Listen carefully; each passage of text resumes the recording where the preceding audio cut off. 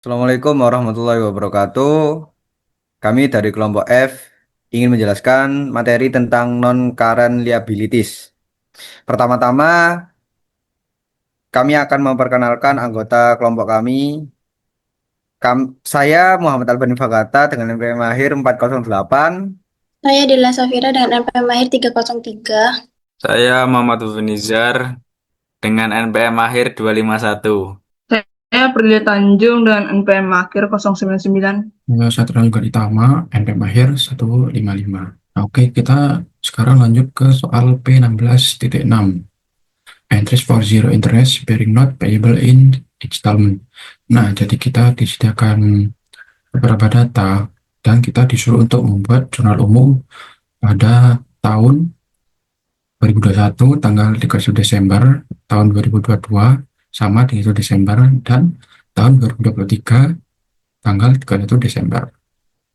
Nah, untuk membuat jurnal umum pada tanggal 1 Desember 2021, kita harus mencari terlebih dahulu nilai dari mercenary itu tadi. Nah, gimana cara mencari nilai dari mercenary itu tadi? Nah, kita bisa mengkalikan apa? Mencari present value terlebih dahulu dari 40.000, utang 40.000 ini untuk dikalikan ke 4 tahun ke depan. Nah, caranya gimana? Caranya itu pakai tabel anuitas biasa ya, yang 4 tahun sama 8%. Itu kita dapat hasil 3,31213. Itu kita kalikan dengan 40.000, dapat hasil 132,485 dolar. Nah, ini kita tambahkan dengan down payment tadi, itu dengan down payment pembayaran kas langsung 50.000. Nah, total nilai dari mesin itu sendiri sebesar 182.485 dolar. Nah, untuk jurnal umumnya, machinery sebesar 182.485 pada cash sebesar 50.000 dan pada notes payable sebesar 132.485 dolar. Nah, sebelum lanjut ke poin B, yaitu pada tahun 2022, sini sudah ada tabel amortisasi. Nah, untuk mencari interest expense dan bunga pada tahun 2022, kita bisa mengkalikan nilai buku mesin tadi sebesar 132.485, kita kalikan dengan 8%. Dapat hasil 10.598 dolar. Nah, untuk jurnalnya sendiri, itu not payable pada cash sebesar 40.000 dan interest expense pada not payable sebesar 10.598.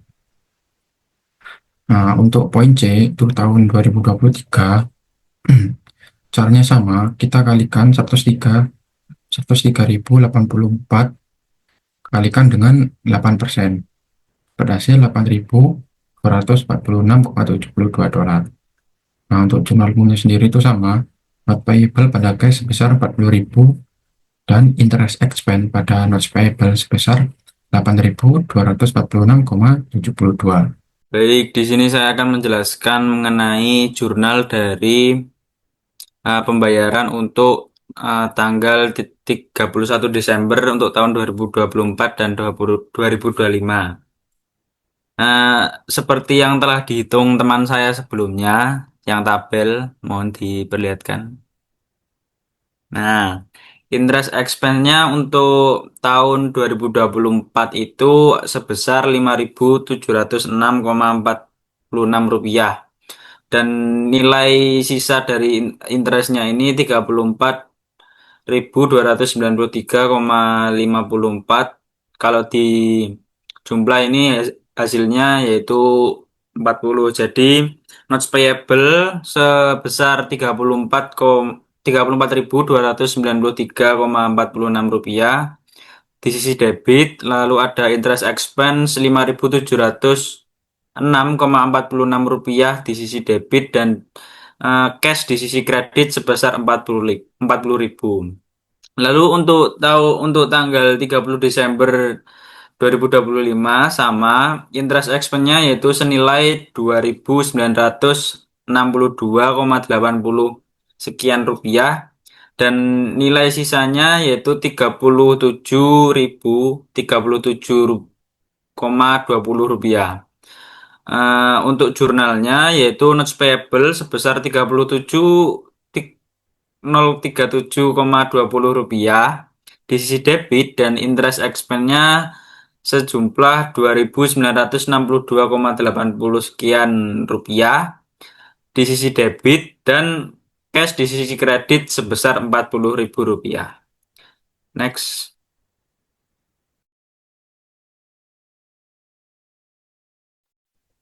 Untuk selanjutnya P14.9 yang dimana tanggal 1 Juli dengan menggunakan jurnal debit yaitu kas yang di sini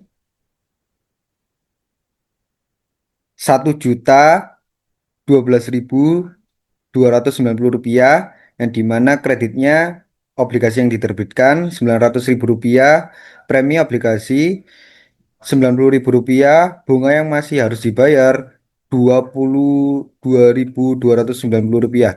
Nah, untuk penjelasannya kas diterima sebesar 1.112.290 rupiah. Nominal nominal tersebut termasuk bunga berjalan yang dimana obligasi dicatat sebesar nilai nominal 900.000. Premi sebesar 90.000 berasal dari selisih antara nilai pasar dan nominal. Premi sebesar 90.000 berasal dari selisih antara nilai pasar dan nominal. Yang keempat, bunga berjalan sebesar 22.290.000 rupiah dihitung dari 6 bulan dari Januari hingga Juni dikalikan 12% dikali 900 euro kali 6 per 12.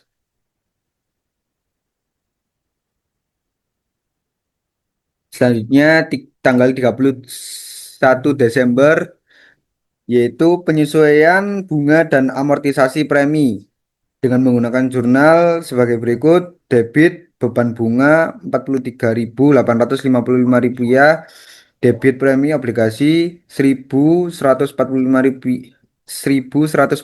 rupiah dan kredit bunga yang masih harus dibayar 45.000 rupiah. Penjelasannya bunga nominal 900 euro dikali 12% dikali 6 per 12 menghasilkan 54.000 rupiah. Karena obligasi dijual untuk hasil 10%, bunga yang dibebankan ke beban bunga lebih rendah dari bunga nominal. Diasumsikan amortisasi premi sebesar 1.145 rupiah, maka beban bunga 54 rupiah dikurangi 1.145 rupiah menghasilkan 52.855 rupiah. Namun di jurnal di atas tercatat 43.855 rupiah, berarti ini sesuai perhitungan amortisasi menggunakan metode bunga efektif per tahun 10%.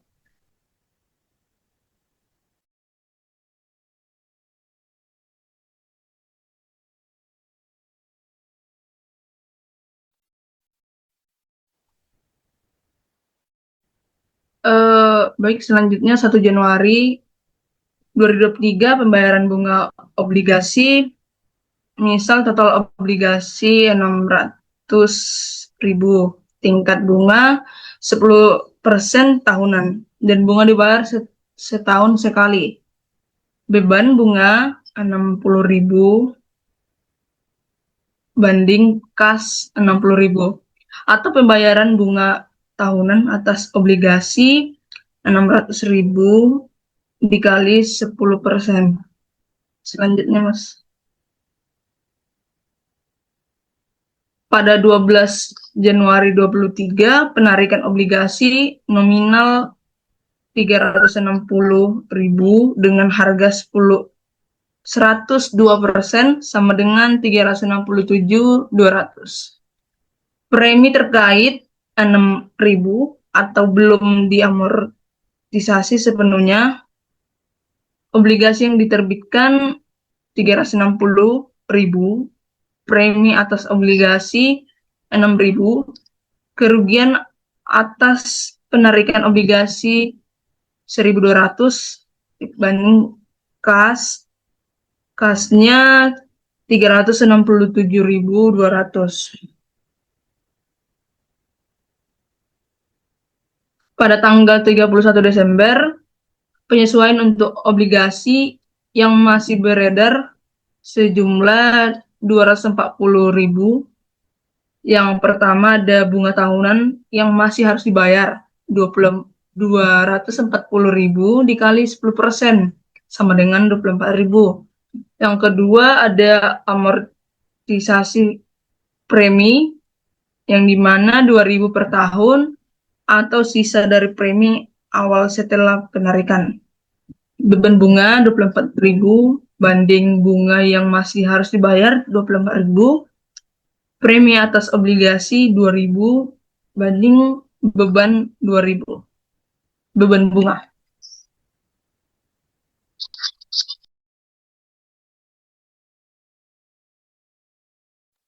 Selanjutnya di sini saya akan menjelaskan soal dan jawaban dari kelompok kami. Di sini ada soal, next. Jadi dari soal tersebut diminta yang pertama tentukan nilai awal pengakuan masing-masing aset tak berwujud. Yang kedua, hitung beban amortisasi untuk tahun 2023. Yang ketiga, buat jurnal pencatatan untuk semua transaksi di atas. Dan keempat, sajikan nilai buku aset tak berwujud pada akhir tahun 2023. Jadi yang pertama itu jawabannya adalah nilai awal aset tak berwujud. Yang pertama ada lisensi software, itu Rp 120 juta, umur manfaatnya adalah 4 tahun. Yang kedua ada website e-commerce sama dengan 80 juta, umur manfaatnya itu 5 tahun. Yang C ada biaya penelitian Rp 100 juta, dibebankan langsung. Selanjutnya ada biaya pengembangan Rp 50 juta, dikapitalisasi. Umurnya manfaatnya 5 tahun. Dan terakhir ada paten Rp 200 juta, manfaat umurnya 8 tahun. Atau dibeli 1 Juli 2023. Untuk yang nomor 2, ada beban amortisasi tahun 2023. Yang pertama, software itu 30 juta. Rp 120 juta dibagi 4. Websitenya 16 juta, buka kurung, Rp 80 juta dibagi 5. Selanjutnya yang C, pengembangan Rp 10 juta, buka kurung, 50 juta dibagi 5. Yang terakhir ada paten 12,5 juta atau setengah tahun dari 25 juta atau per tahun. Total amortisasi 2023 adalah 68.500. Selanjutnya, jurnal akuntansi. Jadi yang 1 Januari 2023 yaitu software, website, dan pengembangan dicatat sebagai aset. Lalu biaya penelitian dicatat sebagai beban. 1 Juli 2023, paten dicatat sebagai aset. Dan yang terakhir 31 Desember 2023, beban amortisasi dicatat untuk seluruh aset yang diamortisasi. Yang terakhir ada nilai buku aset tak berwujud per 31 Desember 2023. Di sini ada jenis, ada lisensi software, harga perolehannya 120 juta, akumulasinya itu 30 juta, nilai bukunya 90 juta. Selanjutnya, website e-commerce itu harga perolehannya 80 juta, akumulasinya 16 juta, nilai bukunya 64 juta, dan selanjutnya ada biaya pengembangan. Harga perolehannya 50 juta, akumulasinya 10 juta, dan nilai bukunya 40 juta. Paten, harga perolehannya 200 juta, akumulasinya 12.500, dan nilai bukunya 187.500. Totalnya, yang harga perolehan itu 450 juta, lalu akumulasi amortisasi 68.500 juta, dan yang terakhir nilai bukunya 381.500 juta. Terima kasih. Sekian dari kelompok kami. Saya akhiri. Wassalamualaikum warahmatullahi wabarakatuh.